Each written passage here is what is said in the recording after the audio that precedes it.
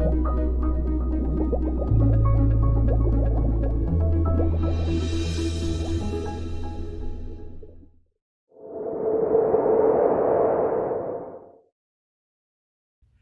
day, church. We thank you for joining us this week again for our worship service. And we pray and hope that you have had a good week, and maybe you have been able to be a salt of the earth kind of people that we spoke of last week. We pray that as we can go through this time of worship together, that God will do a new thing in you today. We pray that God will be ever present with you in these moments. This will be our last pre-recording, and we look forward to being able to worship with you soon in person. My wife and I and family will be on furlough on vacation next week, so we will not be having a live stream, a pre-recorded service from us uploaded, but we will be sending out again resources and options for you to still join together in worship. So following that, after Labor Day, we will be back in person. A letter will be going out, and details can also will be sent out through email about our upcoming in-person service on September 12th. Just to know, there will be further details, as we mentioned, coming out, but by all means, feel free to contact the office or ourselves if you have any questions or concerns. We are very excited to be going back to in-person services, and we solicit your prayers for that transition time. As we know, some will be coming back and some still will be watching online. We still will be having online services, which will be live streamed or uploaded later following the recorded service. And so we're going back, but it's still going to be different. We'll be worshiping in person here, some of us online, and with still restrictions in place by public health guidelines. So please pray for the days ahead and the upcoming in-person service. We want to do so in a way that keeps everyone safe and again, is still a meaningful time of worship together. We hope that we will be able to then meet more of you, and we are missing being able to worship in person. So this is something that we are truly excited about, and we hope you are as well. Continue to pray. We need to continue to pray too that this will be able to a sign of a way of things returning to whatever the new normal may be. Continue to pray that the pandemic and these concerns of fourth wave and Delta variant, God will intervene by His power, and that we can be able to hope and pray for a more normal type of worship service sooner rather than later. But in the meantime, let us be people who are thankful that we can still, even this way, engage in worship together. So, as we look forward to now this worship service, we are reminding you that we began last week looking at the scriptures from Matthew 5, verses 13 to 16, speaking of Jesus' proclamation of us as salt of the earth and light to the world. Last week was our focus on salt, and this week we're looking at us as light to the world. We pray that you'll be blessed by what we prepared today, and we pray and through the inspiration of God, and that your hearts and minds may be touched today of what God may be speaking to you in your own personal life. God bless each and every one of you as you partake of this worship service.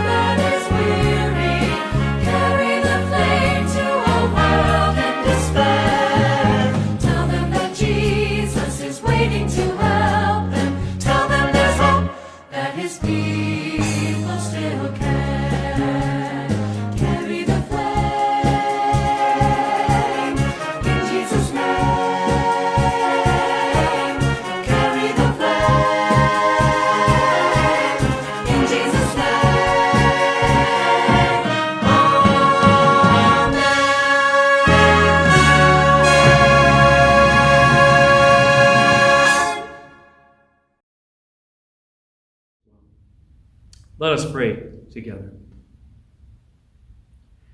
Heavenly Father, we give thanks to you first, God, for life, for breath. God, that you have brought us here together again to worship, to lift your name on high, to sing your praises, to hear from your word for each of us today. God, thank you for the ways in which you work in our daily lives. Thank you for your Holy Spirit, God, that reminds us of your presence with us in our daily lives. Father, we thank you for your Son Jesus that came to this earth and provided us with these teachings that we are going to look into again today. Thank you for the example of Jesus' life to us as how we are to live as your children here on this earth. God, we pray for those in these moments in our congregation who are experiencing tremendous needs, hurt, illness, fears, anxiety, God, who are just in circumstances, God, that they are just feeling overwhelmed. God, we pray today as every day that, God, you will encounter, you will meet with your people, you will give strength and your peace to your people who seek you So, Father, we are praying for those of our congregation and beyond, God, who have needs, who need to come today and lay things at your feet. God, we pray that you will lift the burdens from them today. You will lift any fears from them today. And God, we think especially of teachers, of educators, of support staff, of those who are going to be going back to schools, who are already in school making preparation for this next school year. God, that you will just be with them. Protect them. Give them discernment, wisdom. Give them extra measures of your strength and your peace, God, in these days. God, we pray for the children as well in this time of transition, of going back to school again in a different way. God, we pray for each of their little souls, God, that you will again protect them, that you will calm anxiety in them as well as their teachers and staff. God, that you will keep all of them safe. God, it is difficult for younger ones to continue to understand all that is going on in our world, and we just pray for the little minds, God, that you will, by your Spirit, help to protect them, to comfort them, God, to dispel fear from them as well. God, we thank you as we think of the summer that is coming, winding down. God, we thank you for the privileges that we had. We thank you for the experiences. We thank you that we've been able, some of us see family and friends that we haven't seen in a long time, to be able to be out, maybe on the water, in nature. God, just to be able to go for walks more freely and see and greet people. God, we thank you that we have had the privilege when we have missed that so dearly in this last year before. God, we continue to pray for a ceasing of this pandemic that still keeps us in this time of restriction and rules and guidelines and considerations. God, we just continue to pray that this will be an end soon. We pray again for our own in-person worship services that are coming up. God, again, that you will protect what we are doing. We believe we are doing in your name. So, Father, we just pray your protection. We pray against any fear and anxiety, and we pray that regardless of the restrictions that may be in place, that does not affect our worship of you, that we can remove the things that distract us and keep us from thinking that this is not the way church is or was. God, that you will remove those distractions from us, and that you will, by your Spirit, provide a worship experience, God, that is filling and inspiring, that is moving and speaking to each of us despite doing it in a new and different way.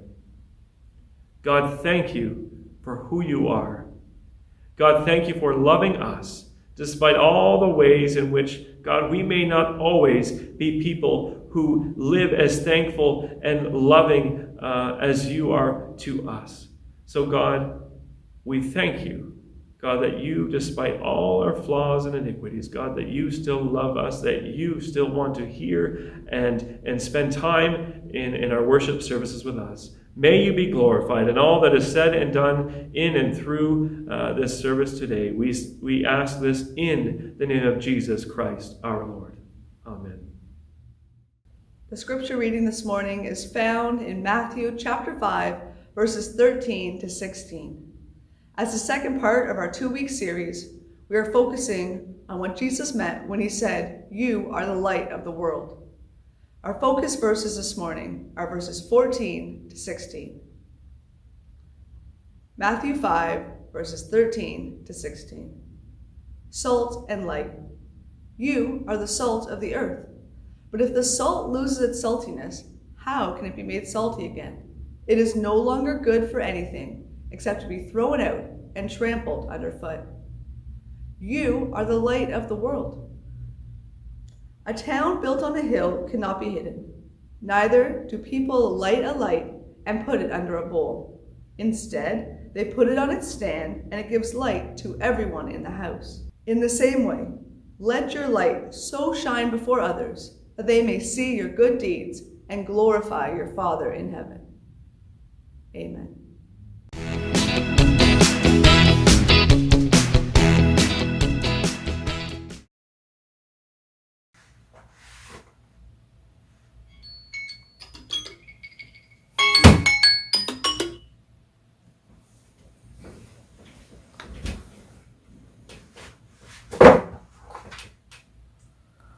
What was that thing about?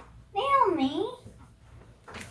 What were you doing? I was being the light of the world.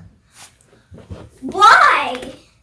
Because Jesus said that we are the light of the world. But he didn't mean put a shade on your head and be a light. That's right, Anna. When Jesus said, "You are the light of the world," what do you think he meant? Yes? Be kind. To be kind and show God's love.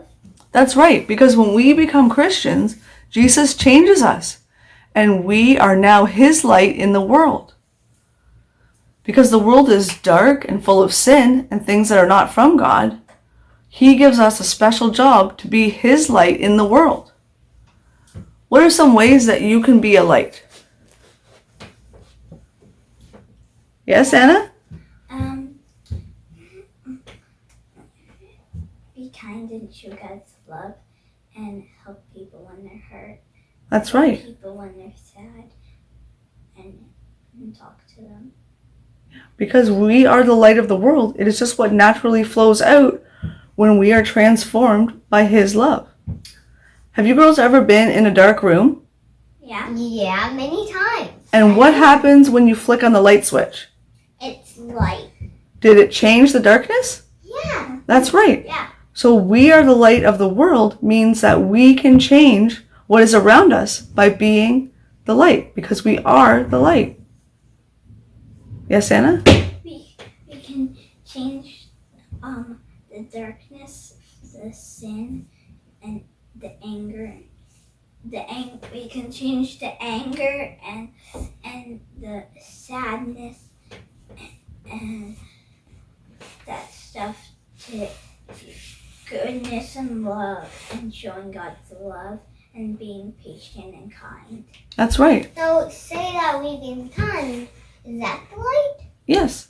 And if we're bad, and if we're being bad and angry and sad and mad, well, that is the darkness.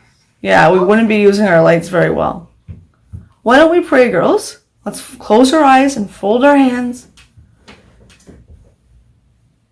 Dear Jesus, thank you that you changed us so we are now the light of the world. We are your light in a world around us.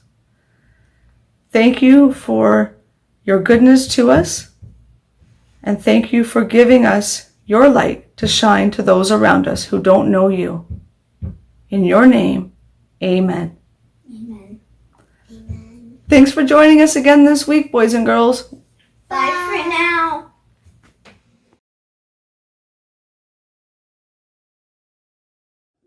Sing along with us as we sing This Little Light of Mine.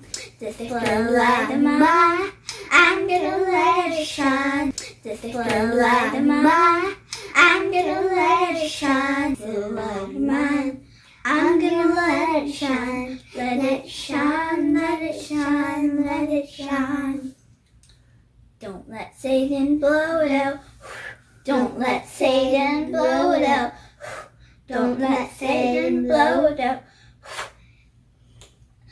This little light of mine, I'm gonna let it shine.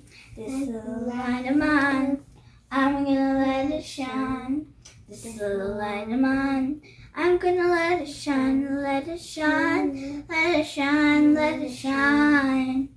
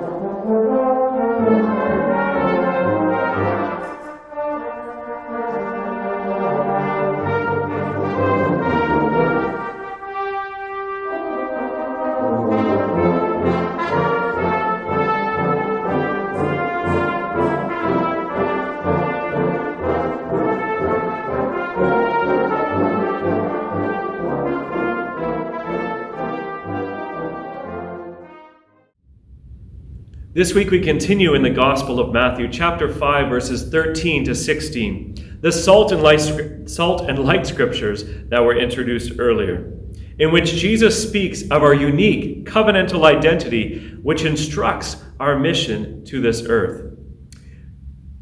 To briefly recap last week, we explored Jesus' words to us, his followers, as to who we are in this kingdom of heaven that he came to establish.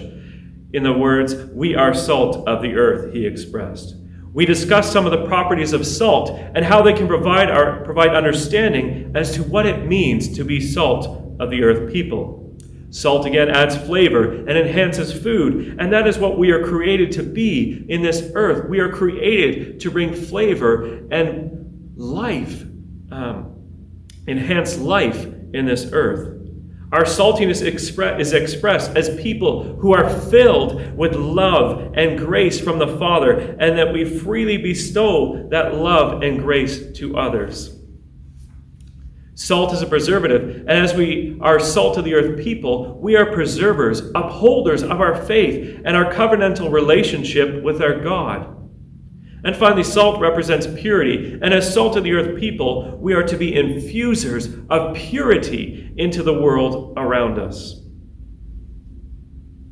As we turn today to the second half of those scriptures, we now are introduced with this second imagery, the imagery of us, his followers, being a light to the world. Jesus said, "You are a light to the world, a light that should not be hidden, but shine brightly for all to see." Jesus already now made a claim prior, as we can read in John chapter 8, verse 12, that he was a light of the world. But now he's using this phrase to describe us, when we can assume that there might have been those who would have already as well heard those words. Now, the concept of being a light to the world was a common concept to the ancient Jews. The city of Jerusalem was known as a light to the Gentiles, and a famous rabbi would be called a lamp of Israel. The light, though, that we as Christians are to possess is not our own light, we must remember, but it is simply a reflection of the light of God out of us. As we look back to the story of Moses in the Old Testament, when Moses was preaching or in the presence of God, his face had to be covered with a veil because the radiance of God shone so brightly on his face. Today as Christians, we live in a time after the resurrection of Jesus, a time in which after the veil has been lifted, and we are now free to shine our light radiantly for God so that the earth may see the power and awe of God through us. A light is meant to be seen. It is meant to illuminate. And what our light is meant to illuminate is the grace and love of God, his Son Jesus, and the kingdom of heaven that he came to establish. Light is used as a guide. And Jesus was our guiding example of how we as followers are to help others and to help them find the path that leads them to him and the kingdom of heaven. I think of a lighthouse and the light that shines of a lighthouse to help guide boats safely into shore. This is what we as Christians are to do with our light, to guide others to the path that leads them to Jesus, that leads them to eternal kingdom of heaven. But can we say that our light always does that? Are we always using our light and using it effectively to guide others to Jesus? Or have been there times, sadly, where our light has not shone brightly and guided others along to Jesus, and maybe has done the very opposite? Light can also be used as a warning. And I think of the salmon derby that's going on here in the bay, and how there's lights out on the water that help to bring warning about boundaries and rocks that may be under the shallows. And these lights are warnings to help those stay the course, to stay safe. As Jesus has proclaimed us to be his light bearers, we at times may need to be a warning in this earth of a darkness that needs to be illuminated. This earth that we are to shine in, like the early Christians, is full of many different ways and gods to follow. But Jesus exhorts to us that he is the way, the truth, and the life. Florence Alshorn, a famous teacher and principal, says this, that if she had the occasion to rebuke one of her students, she did so with arms around them. A commentator says that if our warnings are given not in anger, not in irritation, not in criticism, not in condemnation, not in a desire to hurt, but in love, they will be effective. If our warnings to this earth are given in love, a pure love from God the Father, they will be effective. Jesus says that our light should shine so that others may see our good works. Now, the word good that is used here can be translated from the Greek as to say winsome, beautiful, attractive. This does not mean that we're to boast or show off to others all the good things that we have done or can do, but if we are truly doing good, not to get noticed, but because God has turned our hearts to be more like his loving and gracious heart, to be more like him in serving a suffering humanity, then others will see God's love truly and grace in us. And as the scripture says, it will bring glory to our Father in heaven. When we shine our love of God on others, we are doing what we were created to do. Our light that God has given us has the power to bring others to know God, to know of his love for them, to know of his Son Jesus and the grace that has covered them and gives them freedom from sin, freedom from death. It shines on them so that they may know that they themselves have the strength and power within them to be salt of the earth people, to be lights that shine and bring glory to God. It allows them to know that there is a hope, an eternal hope for them in the kingdom of heaven. What is important to note in these scriptures is that the language that Jesus used in relation to these imageries, he introduced each one of these identities with the phrase, you are. You are salt of the earth. You are a light to the world. Jesus is not saying, nor am I, that this is who you ought to be or strive to be. My brothers and sisters, you are salt of the earth. You are a light to this world, not because of anything we have done, but because of what Jesus has done for each of us. Only because of his Holy Spirit dwelling within each of us. Only because God loves you and God loves me, and he covers us with his grace unending. We can boldly proclaim then that we are a light to this world. But our identity cannot live in these statements alone. It is a living identity given to us by a living God that can be identified in all that we say, all that we do, all that we believe, not only known to God, but wherever or whoever we are moved to in this earth. Our identity moves us into a missional action. Think of a time when you were in complete darkness, couldn't see your hand in front of your face, and maybe you or someone else then lit a match or turned on a flashlight. Think of how far stretching that little source of light became and made such an impact and difference to the darkness that you were in. That is what God has created us to be. A light to the world that creates a far-stretching impact to those we encounter. to the dark situations that we may find ourselves in.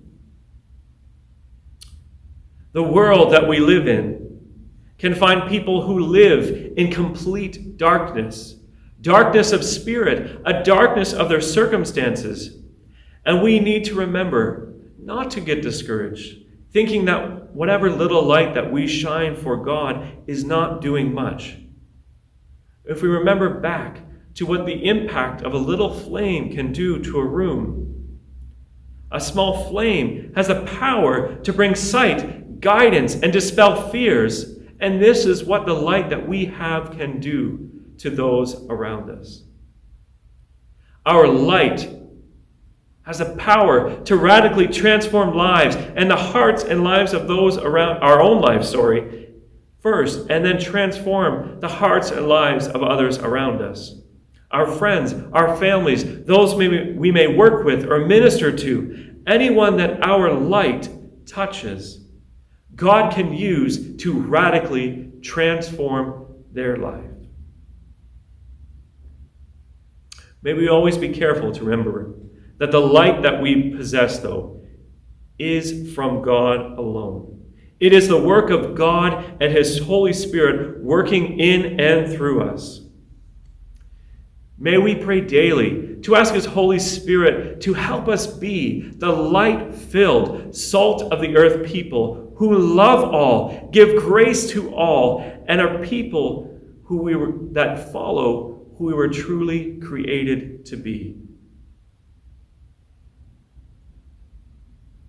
As we reflect and consider this world that we live in, do we ever feel burdened by the darkness that we see in our world? Today, do we feel burdened by the darkness that is so evident in our daily life?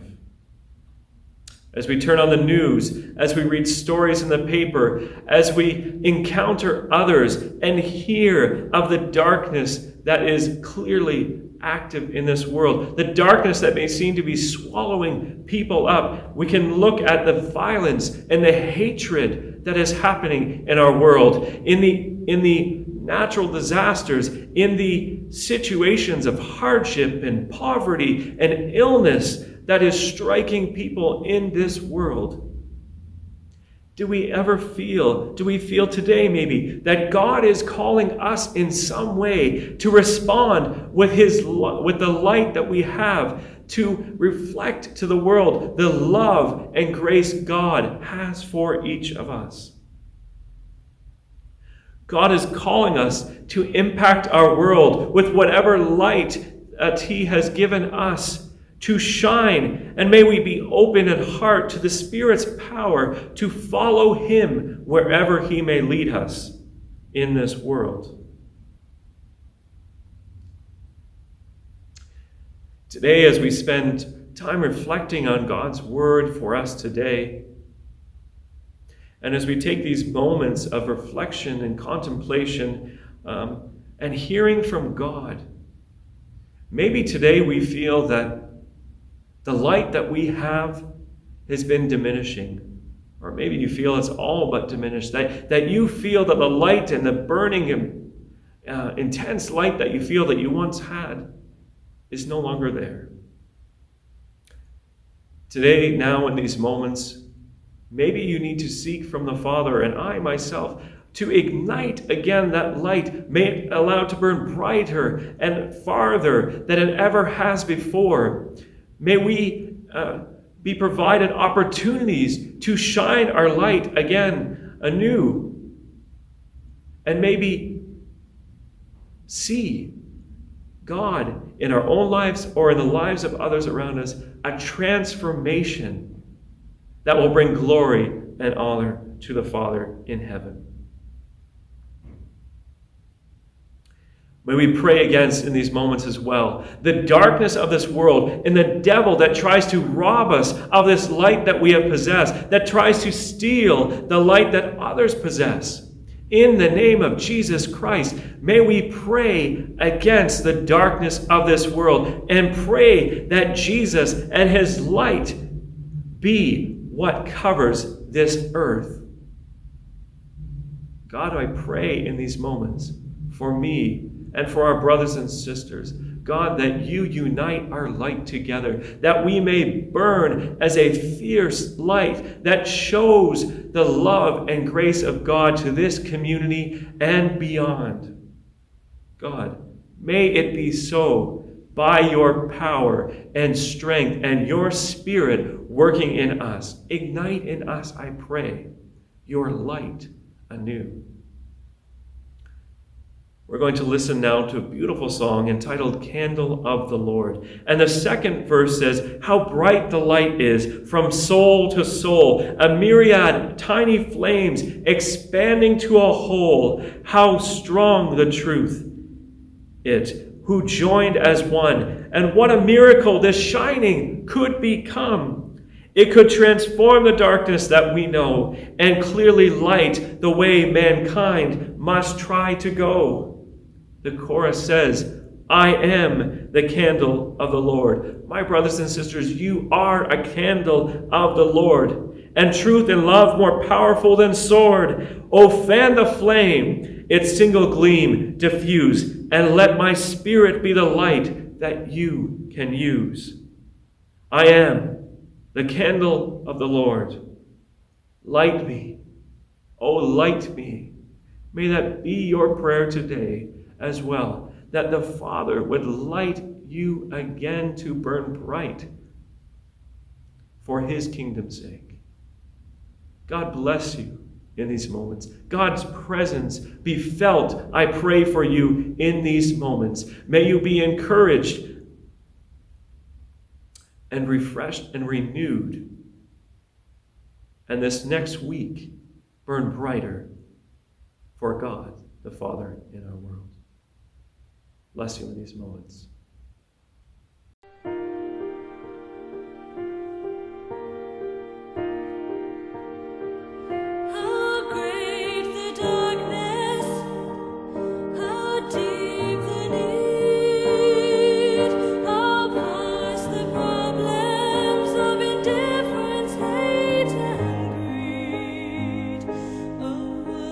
Rejecting the truth once known.